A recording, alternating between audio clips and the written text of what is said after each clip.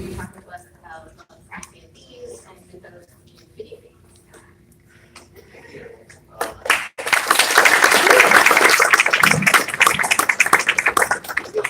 Okay, right? Cool. Anyway, the ugly, the bad, and the good. We have a discomic stance on the word bad. That seems appropriate. It takes a lot of discussion and work to make a good video game, plus a little bit of understanding of what building a game is like.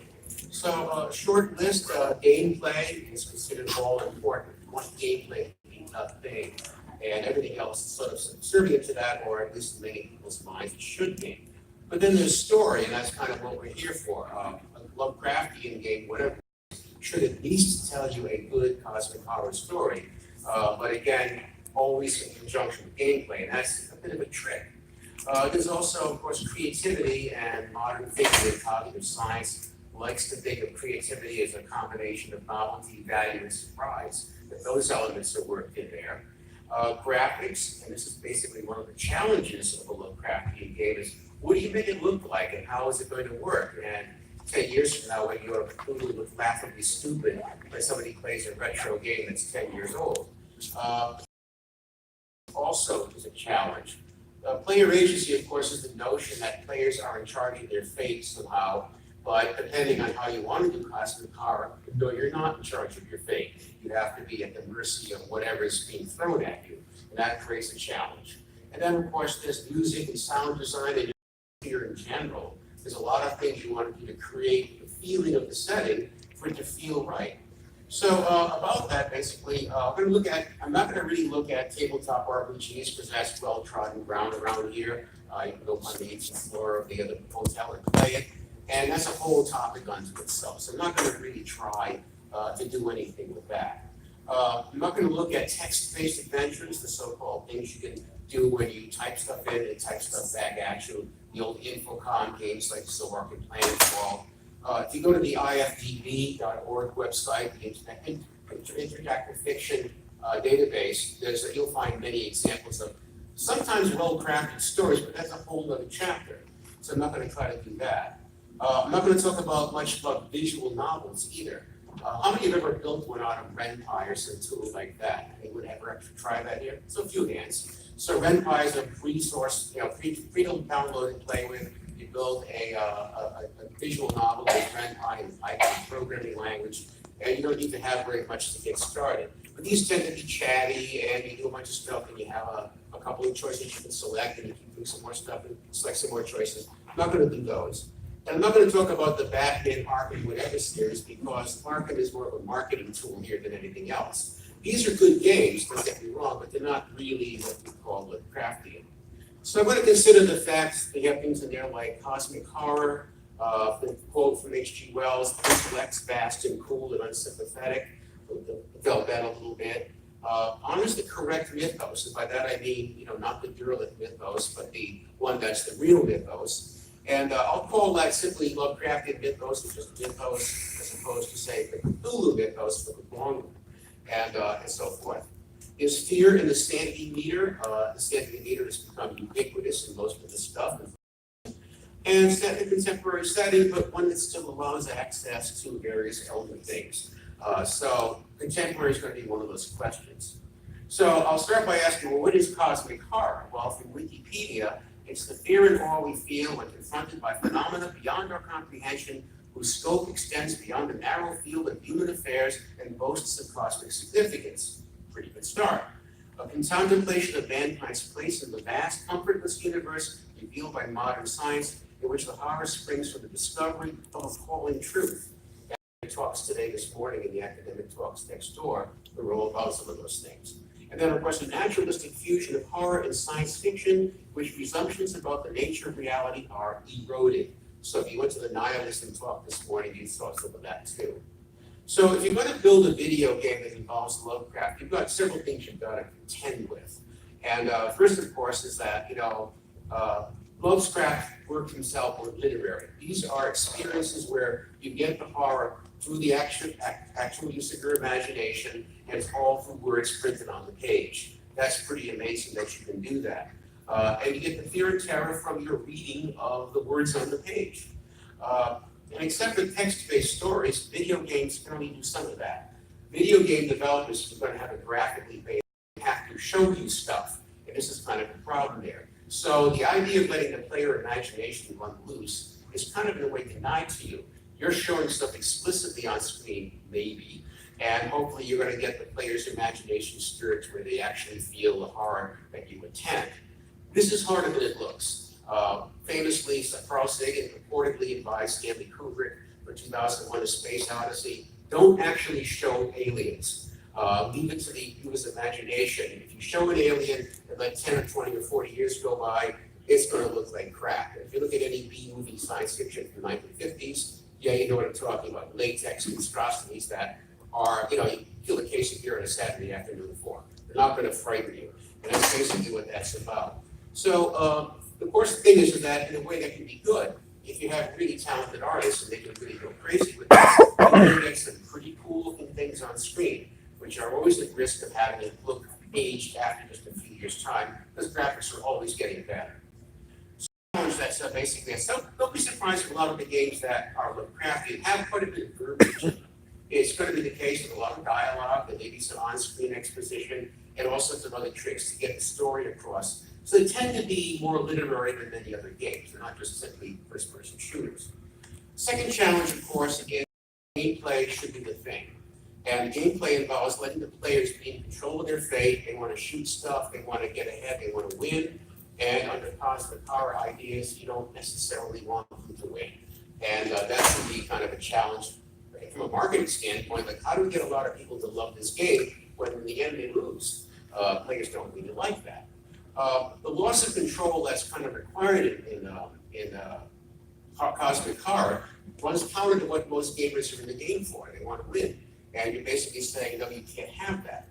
The good news is that from the tradition of Call of Cthulhu games and Arkham Horror, things like that, there's a tradition of gamers who actually don't mind this. They'll actually tolerate or put up with the idea that, yeah, I'm going to fight those forces and die invidiously and it's terrible. I don't mind. And so that is the thing that can work for you. At least you're not going to have an audience of zero when you build your game. Yet another challenge, of course, is that it's reasonably well understood in visual media like filmmaking. How do you show the internal mental state of the character? Well, it gets kind of tricky here because most of the time you have to cheat. So you might have thought bubbles, you might have voiceover, and voiceover can be considered kind of a dirty trick or a cheat, and that's a factor too. Now, like Dexter, which is all about a guy who's doing revenge killing, all Dexter does is voiceover all the time. I mean, saw Dexter back in the day, a few seasons ago. Do you know what I'm talking about? They used voiceover reasonably, legitimately to say, here's the mental of the major character. But if you do this too much, it gets to be considered kind of a not such a great idea here. So how do you develop incipient insanity? Well, this is where, again, the game programmers and game artists can have some fun. They can basically say, lots of techniques. You can have things like distortions of the visual field, stretching, warping, tearing, ghostly apparitions appearing, things appearing in the peripheral vision of the edges of the screen, sound effects, particle effects, fog and mist effects, changes in color scheme and all of that, working with the soundtrack and sound effects and music, having voiceovers pop in asking, what am I doing here? Jump scares, which is the biggest cheat of all. But these are all things that are available to the developer to make this work. And some of probably the best games are ones that actually have fun with how you lose your sanity on screen. And that's going to be where some of the best work, I think, gets done. And the final challenge is great writing. Oh my God, video games have had a long reputation of having crappy writing, not just Lovecraftian games, but lots of video games. It's pretty juvenile, cheesy stuff. If you're going to make a Lovecraftian game, for God's sake, hire a skilled writer. That would be kind of an important thing too. Otherwise, it won't be so good. So, a side note here, they can also maybe bring up the idea of Lovecraft versus the noir genre, film noir. And noir has a lot in common with Lovecraft, I think, and it basically got 4 points out of 5. There are some commonalities there, and I'm drawing this from a French publication, a Panorama of American Film Noir. Noir is considered to have these 5 properties, and Lovecraft has 4 that are shared with it. So, oniric, the technical term meaning dreamlike. Well, we certainly have that in Lovecraft's work and in the kind of games we're going to look at here. Strange, big red, green check mark for that too, because yeah, strange is what we do. Erotic, strangely, that's not in there. We don't really have eroticism in Lovecraft. Later writers contributing to weird fiction have added erotic builds rather a lot. And that's basically a thing, but except for orgiastic rituals and the like that Lovecraft will occasionally describe, eroticism is not part of what Lovecraft did. Ambivalent, yeah, you're not supposed to really know what's going on, so ambivalence is a big part of it. And finally, cruel. Well, you can certainly have substantial cruelty in this, vast and caring universe of ours, and so we can put a check mark, next to that one as well. So these are some of the things that feed into the thinking about building a good game. So some of the Lovecraftian elements certainly is that what I mentioned before, intellect's vast and cool and unsympathetic, or a universe that's vast and cool and unsympathetic here. To the elder ones, we are simply to be ignored or ignorable. We don't really count for anything. Or maybe we are eradicated, who knows? Maybe we're lunch, I don't know. This also tends to rule out a lot of survival horror games where if you're playing a game where the aliens are out to kill you, this might not be that Lovecraftian because the killing of humans as an actual activity is not the main thing here. Now, if you're doing so in self-defense, you might get away with it. Or if you're trying to win back something that was once theirs, like planet Earth, that could also count too. But essentially, other games that we have where there are horror elements like Doom and Half-Life and so forth, where the aliens are out to kill you, not so Lovecraftian for that reason. So the next thing here, of course, is the cast of characters, and we have that notion we've had forever of rationality versus superstitious. And of course, here we have the investigator, and the investigator, of course, is the rational individual, paradigmatic model of rational behavior. And basically, they get caught up in the cosmic horror for various reasons. And it could be, for example, simply curious. And curiosity trips up a lot of Lovecraftian characters, where they want to investigate some aspect that's the limits of science, and they get into deep trouble for having done so. There's also the idea that if you have characters like, Charles Dexter Ward and so forth, they want to develop something special and develop an occult skill that shouldn't be something that you would covet, but they do anyway. So Statement of Randolph, and Urban West Reanimator are examples of that. Maybe you trip over it inadvertently, like you live next to a guy who needs to have his room air conditioned, like in Cool Air, where he needs to be air conditioned because he's already dead, and the air conditioning keeps him from rotting. Or the music from Eric Zan. You're basically caught up in the story and dragged into this cosmic horror unwittingly. Or maybe you're drawn into it because of the actions of others, like, Cthulhu is like that. Or maybe you're trying to save the world, or save your town, or save the universe. And those can also be what motivates the rational investigator to go into this cosmic horror and see where it takes him or her. On the other side, of course, you got the cultists, and the cultists are basically people who worship some elder god who doesn't care about you, or elder one, I should say, doesn't care about you, and mostly they just get in the way. I mean, they're fools. They don't really help out in any real way. They are the ones actually working to gum things up, and they often show up in your stories as well here. And of course, because they're doing that, they tend to suffer very severe consequences. And why wouldn't they? So investigators versus cultists, you see this in a lot of the structures that get made here. One of my favorite cards game is Punching Cthulhu, that where you got investigators and cultists and that. Because why not? That's basically kind of the rule there. Then on the other side of this is the notion of the game mechanics. What is actually going on when you build a game that's going to have this claim to be based on Lovecraft? Well, the sanity meter certainly is probably the first thing you would know. Why not there too? We have a lot of cosmic horror and HPL stuff. Basically, you need to maintain your sanity. Should you lose your insanity, it's game over for you there. And so it's not surprising that with our tradition of Dungeons and Dragons and things like the Call of Cthulhu board games, things and so forth, the sanity meter looms large as one of those mechanics in the game. You can add other things like stamina and charisma and all that, but sanity is the one that's all important in these games. If it goes to zero, it's game over. So I'm going to basically call this standard mechanic. It's not just my term, not an official term. But if you think about, Sandy Peterson is calling it the series and everything about that, we have players who typically play as some sort of investigator. You usually have a sanity meter, or you will have a sanity meter, which must not go to zero. You have character cards or character sheets, which give you your balance of the mix of different attributes and powers you have, checklist of skills that you might possess, like lock picking or what have you. And these become part of what you are as your character. And that's part of the mechanic as well. And the narrative structure tends to, as they say, run on rails. And what run on rails means is the story's pretty much already fixed for it. And you don't get to really veer too much off that. And if you veer off, you tend to be brought back onto the main path of the story, what they call the golden spine of the story. And that's just to maintain the chaos of writing it. If you make it too open world and too branchy, as they say, you're going to end up writing far too much content than your budget will stand. So you have to kind of keep things roughly corralled along the main line. You might have multiple endings, and that's cool, but again, if you write too many endings, it'll turn out that, many players will never revisit some of those endings ever, which means you wasted a lot of time. And also, if there's too many like that, you basically are going to not make your players happy because they say, oh, it's for replayability. Well, guess what? People don't play games as much as they think, so exploring all 8 possible endings requires me playing it 8 times through. Maybe not, maybe I'll play some other game instead. So it doesn't always work in your favor either. And then, of course, sometimes you get called walking simulators when you're walking around some world and you're pointing, clicking, and doing things, and the game proceeds like that. You're basically having one encounter after another here. So I'll call this the stated mechanic, for want of a better term. These are basically the things that make a lot of these games click.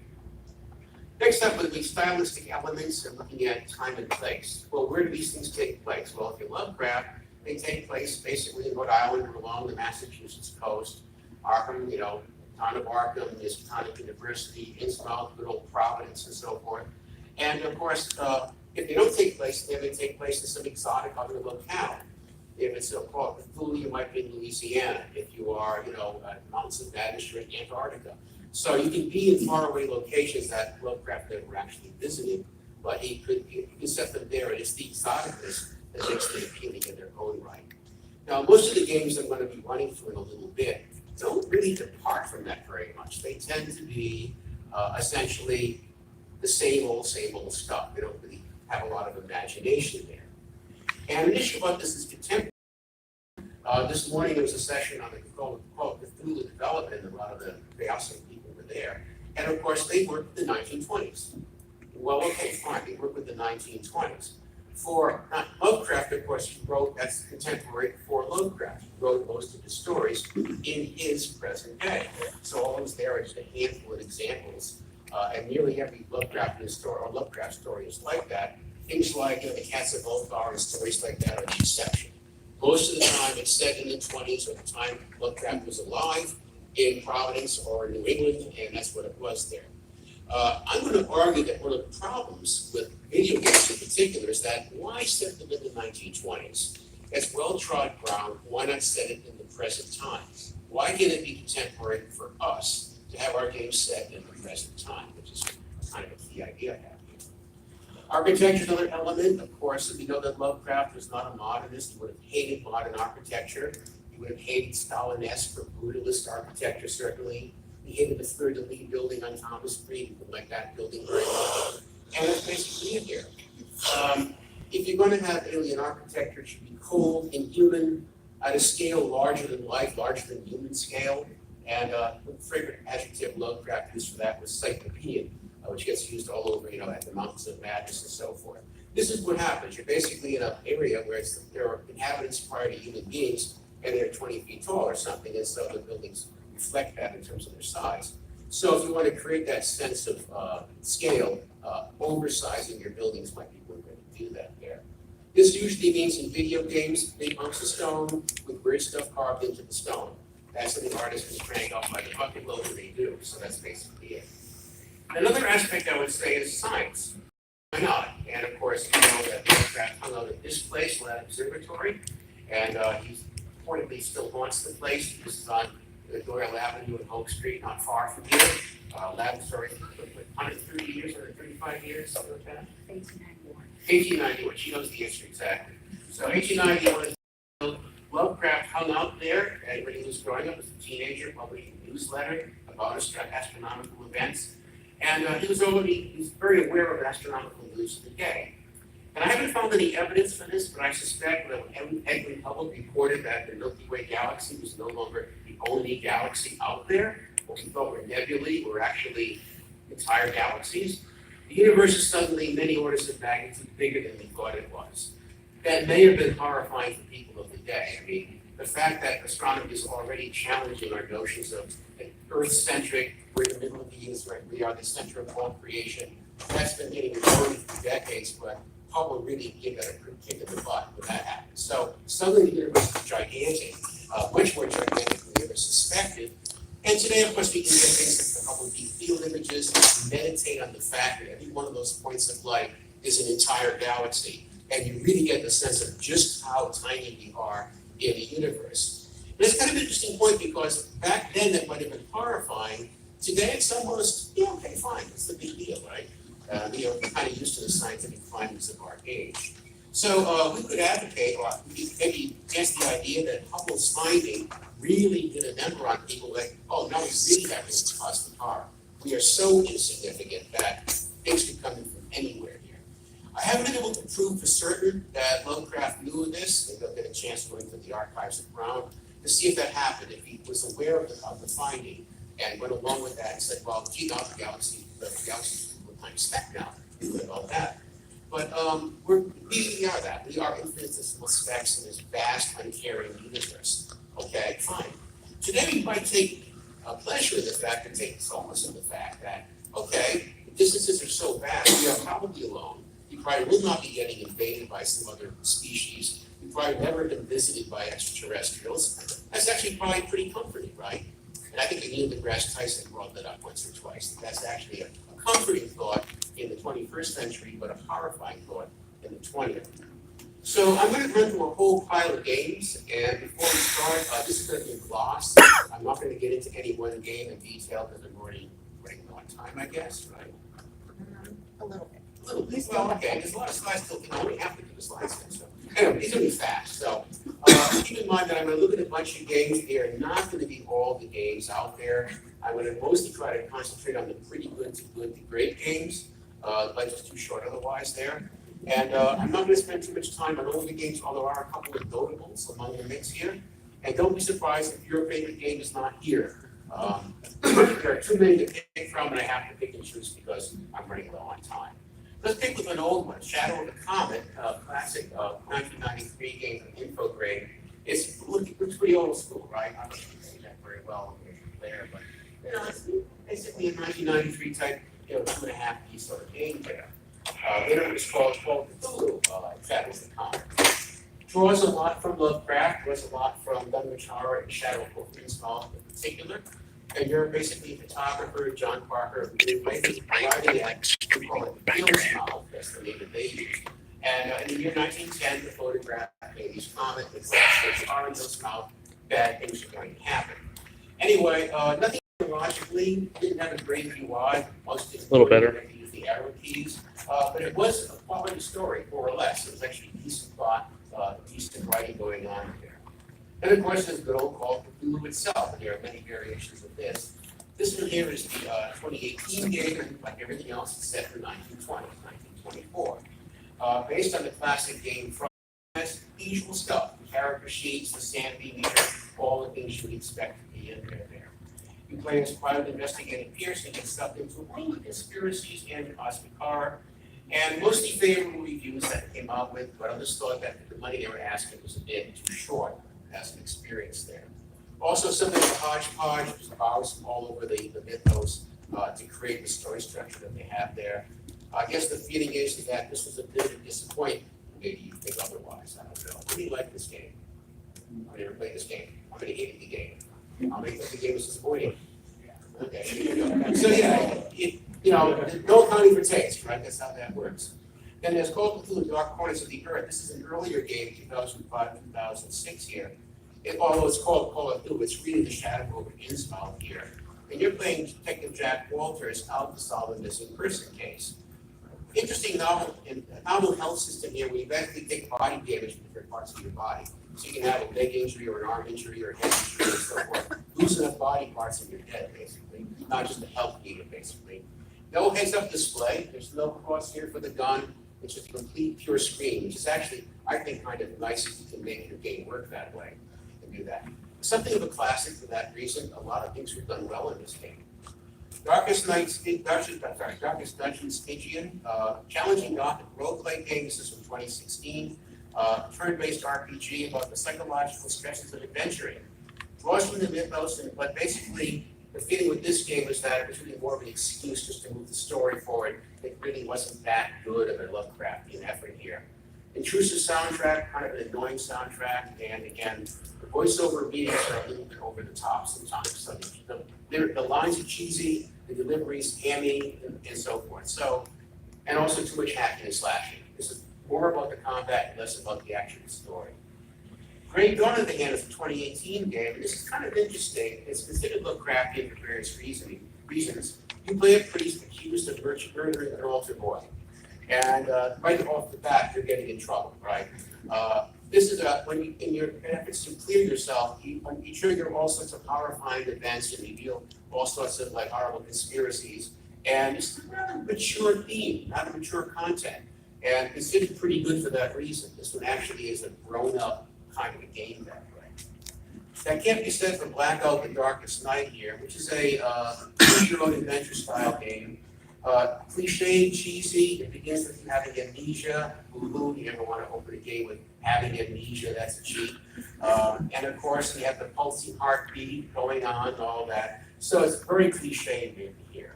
There are stats you have to worry about: courage, fitness, and sanity. So you have to worry about keeping your character alive on 3 metrics, not just 1 here.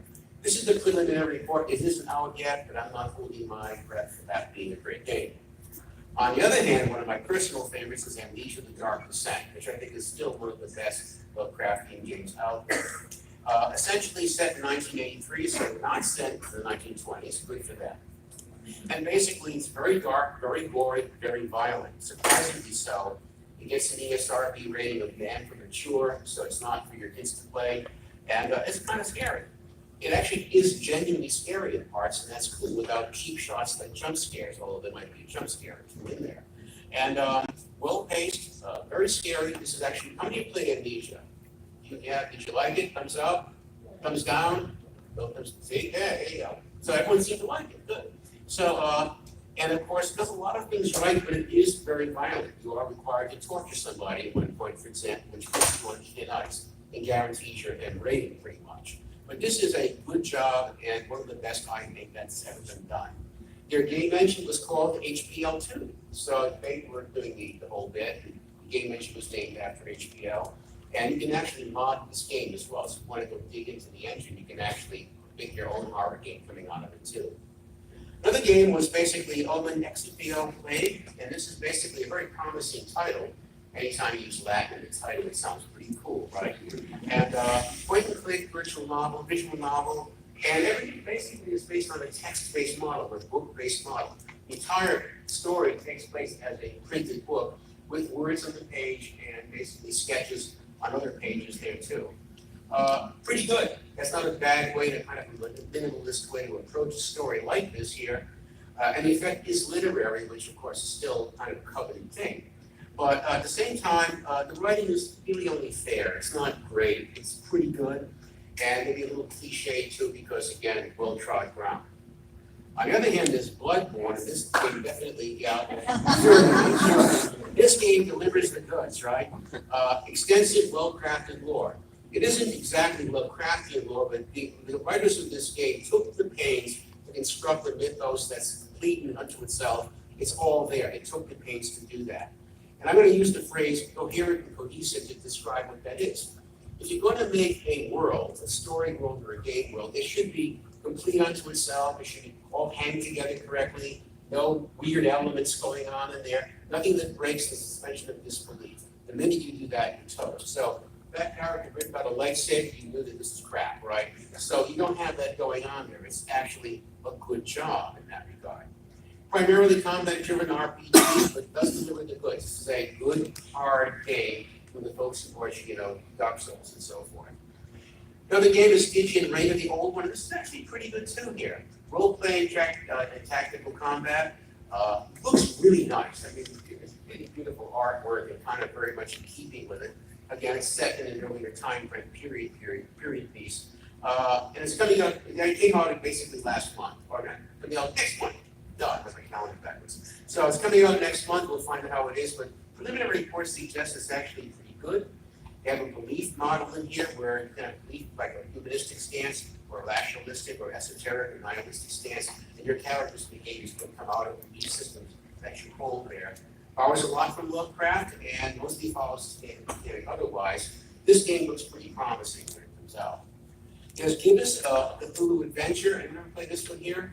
This is played for Laughs. It's basically a Toontown rendition of Lovecraft's universe here.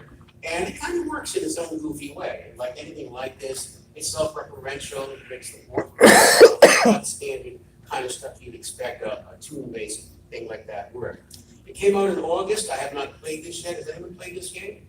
How is it? Thumbs up, thumbs down? I'm not knowing it yet, but it is fantastic. It's so funny. Okay, thumbs up anyway. Of course, if you're playing it for laughs, why not? It's like, fearless vampire towards the landscape. Anyway, The Consuming Shadow, another interesting game. This came out, this is written by Ben Crawshaw, who's known as Yahtzee. He does the zero punctuation reviews on Escapist magazine. Actually a talented writer. And basically this game is set in England, not in New England, so good for him because he's British. I think he's British or Australian. And here, of course, the usual some eldritch one is trying to pop into your universe and you have to stop him or her or it, and so forth. The screen there, you see there's a very old-fashioned kind of a heads-up display or layout for a game. In a way, it kind of intrudes on visual imagery, and maybe the part of it is kind of only fair. But the writing is superior, and that's one reason for maybe wanting to play this game. Then there's Lovecraft's Untold Stories. This is another game that came out basically in 2019, so it's out this year. Essentially draws from basically a lot of stuff, sort of a hodgepodge of different things taken from the mythos and so forth here. It's a roguelike, which means parts of it are procedurally generated, but good or great pixel art, decent atmosphere, generally a fine job, basically overall. And that's basically it there. A for effort, it doesn't necessarily hit on all the notes because it is a kind of a hodgepodge, but hey, at least they tried. Then there's this one, Sherlock Holmes, The Awakened. Ever played this game? Did you like it? Now, if you read the words there, it can be a little bit over the top. By Joe Holmes, what the heck of the dickens could that be? Elementary, my dear Watson, it's one of the many tentacle pucker-board black young truck neurons. A bit campy, right? But I mean, if you're going to have the HPL and the Lovecraft and the Sherlock thing put together, why not? I mean, Lovecraft approved the cross-pollinating different authors in our universes, so why not Sherlock and Lovecraft? Because after all, Sherlock's the consummate rational investigator, so why not? So it's pretty good, a little tired looking. I mean, again, if you like this sort of thing, you might enjoy it there, and so forth. Then there's The Secret World. I'm running out of time, so I'm going to keep this moving here. Borrows from a lot of stuff, not just Lovecraft, but there's also dragons, Illuminati, Templars come in the mix. So it's a bit of a mess. Set in a lot of places besides New England, and why not? But it is set in the present day, but there's a lot of kill this, fetch that action, again, kind of taking away from the literary experience you would otherwise look for. But not a bad game, generally, and reasonably well received. Later on, the release of the game in 2017, called Secret World Legends, this game was considered pretty badly broken. You could not play it for free because I think they gave up on trying to get money on people. So basically, they did screw it up. So that's basically it. Then there was Elder Signs Omens, and basically this is a single-player digital implementation of the Flights game, and this is kind of an interesting compromise solution because here, in the case of the tabletop game, you're playing with other people and you got the joint action activity of everyone playing the game. Playing it single player definitely compromises the experience here. And of course, if you like that, that's fine. But like any tabletop game, there's a lot of dice rolling, a lot of things where you might feel that there's too much luck relative to your own efforts and you may be put off by that there. So it's a bit grindy. It may not be the kind of thing you want to do there. But it makes use of the mythos and has several different ancient ones you have to deal with in the game. Now, another game that's out that is really nice is Canarium. Ever played Canarium? Thumbs up? No thumbs down? I've played people who played this. This is based on Economics of Madness, and it's a fairly good job of retelling the original story.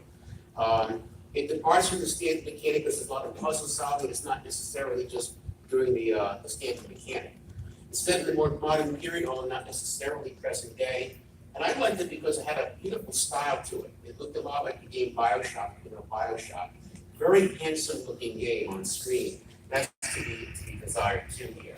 And again, this game also pulls back and explicitly showing you the monsters and robbing you with their potential frightfulness. So this is actually a bit of a skilled application of it there. This is recommended. And the final one I'm going to have is the Sinking City. This isn't out yet. You're in the town of Oakmont. Oakmont is below water, like Venice as envisioned by Lovecraft. It came out last month. It's out. Okay, might get that. It's out, really? Yeah. Okay, that's what it is. Okay, I haven't played it yet. Have you played it? Yes. No, yes? Thumbs up? Thumbs up. Thumbs down. Hands up. Like Lovecraft stuff, but you can go into it. Wasn't that why we're here? You know like Lovecraft, get out of the room, what the heck? So like Dagon figures in because you're underwater, why not, right? Anyway, my mistaken information is out already. I had to put my information data here. Other notables, I'm not going to get through here. Alan Wake, who saves the world, Stray Eldridge, Something to See Glow in the Dark. I really like What Remains of Edith Finch. I'm going to play that game. That's really good. It's not Lovecraftian per se, but my God, they do a good job of that. So I'm going to close down with a couple of observations here. Case study from today's science. This is real science coming up. In 2017, Zhang, Picken, Fisher, and a bunch of other people took two more amino acids, as they call X and Y, and coded them into DNA. Now, we have four letters, ACTGT, ACGT are the alphabet of DNA, and they've added X and Y to that to create a new synthetic organism. Now, the way DNA works is that 3 alphabet letters at a time creates what's called a codon. There are 64 in real DNA because you've got 4 to the 3rd power. Now, in new one, you've got 6 to the 3rd power, or 216 codons. And guess what? Some of those codons express amino acids that are not normally found in organisms in today's life. It's totally new. So this creature was designed to auto-expire. Should it get out? But I mean, really, what could possibly go wrong? So you got that. It's not there. I mean, we have the notion of cosmic horror. My thesis here is that it's at the limits of present day understanding that creates issues that make this stuff interesting here. Even Lovecraft made this clear. I'll quote from Cool Air. It is a mistake to face that horror is associated inextricably with darkness, silence, and solitude. I found it in the glare of mid-afternoon, in the clang of a metropolis, and in the teeming midst of a shabby and commonplace rooming house. So yeah, you can do that. You don't have to set it in some gloomy 1920s setting. So here's another couple. Supposing scientists and engineers build an advanced quantum computer here, as it turns out Roger Penrose, who hypothesized that human brains are quantum devices, suddenly they turn the computer on and everyone's now telepathically linked to everybody else. Wouldn't that be weird? And what if that quantum computer was also plugged into some quantum cosmic consciousness? God knows it's going to come over the wire that way. That could be one way of horrifying people. Or if Miskatonic U or the University of Rhode Island would say robotic, deep sea device out in the ocean, it goes down deep enough to find some ancient ruins at the bottom of the ocean floor. That could be fun too. It would be, of course, for because that's where it has to be. So, but supposing we send that vessel down there, it would right. Anyway, takeaways on this, in my humble opinion, is that the winners of the games, the Amnesia Dark Descent, Call of Cthulhu, Dark Corners of the Earth, Bloodborne, Panarium, Consuming Shadow, Sinking City, Stygian Reign of the Old, some others, but I haven't played enough of these games. Life's too short, right? Lessons learned, basically, there's no reason to set cosmic horror in the 20s or 10s or 30s. Why not set it in the present day at the limits of scientific understanding today? And this means that we can do this, if you're doing science fiction, you can do it any old time, but if you're going to set it in the real world, why not set it in today's real world here? If you set it anywhere else, that's cool too, but I'm arguing that the 20s trope is basically, can we do something beyond that now? And so Sherlock Holmes, The Awakening, Canary, and Silver Shadow shows you can do this in a video game. So thank you very much.